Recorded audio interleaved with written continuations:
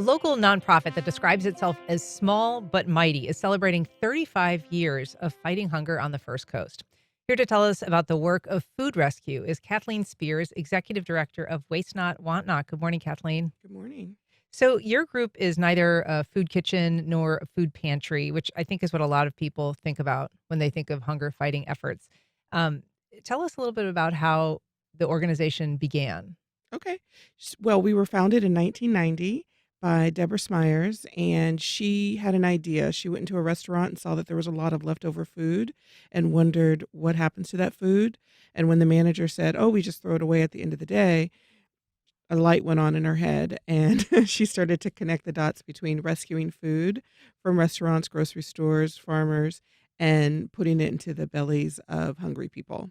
So 35 years ago, we're turning 35 this year. We're celebrating 35 years of fighting hunger. Not that that's anything to celebrate, um, but that's how it started, with an idea with one woman, and it has since grown into an organization. We just have 3.5 employees, but we have hundreds of dedicated volunteers who make it happen. It sounds like volunteers really are the machine of this organization, and I would guess that it's not, that it must be pretty labor intensive to rescue food. Um, where are the places that people can rescue food from? Like, what are the places that you go to, and how do you gather it?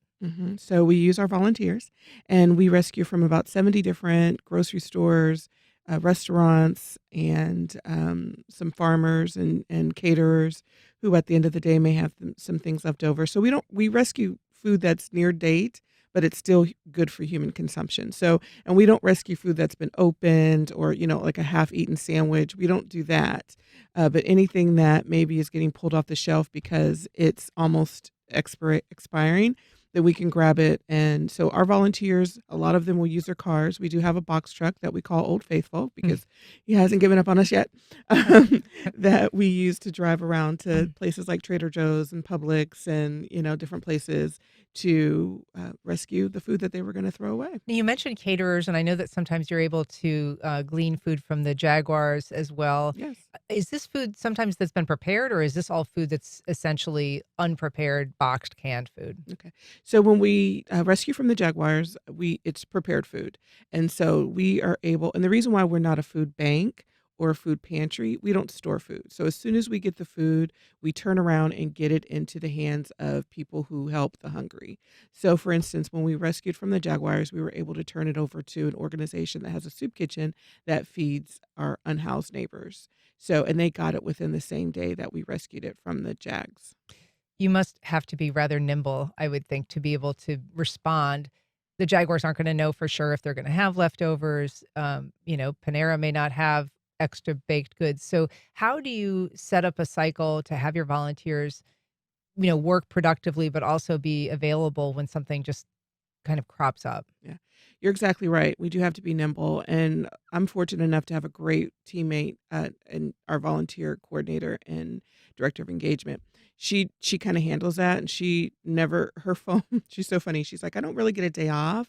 My phone, I answer my phone 24 hours a day. So it's just whenever we get the call, and then she connects the dots between the volunteers, and then we have someone who manages our mission to make sure it's delivered. It's director of mission delivery, and she gets that food into the hands of people who need it. So about how many volunteers do you rely on? And is that something that you continue to look for people to fill those roles? Absolutely. So we have about 218 really solid daily volunteers. So they're making 17 to 20 rescues a day, Wow. and rescuing between 4 to 10,000 pounds of food a day.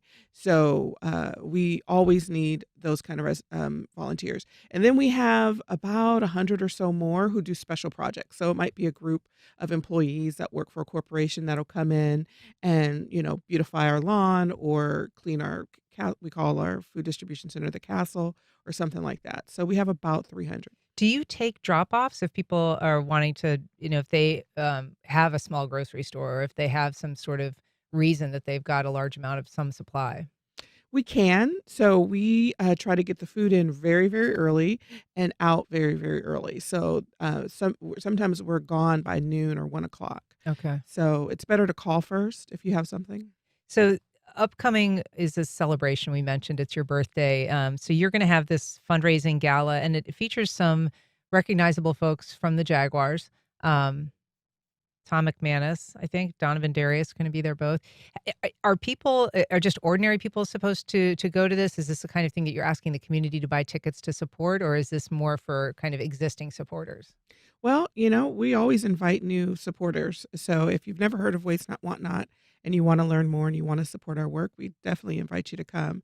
It's going to be in Orange Park in Clay County, which is where we're headquartered. And we serve 14 counties in Northeast Florida, including Duval. And so, what is the situation for hunger on the First Coast currently?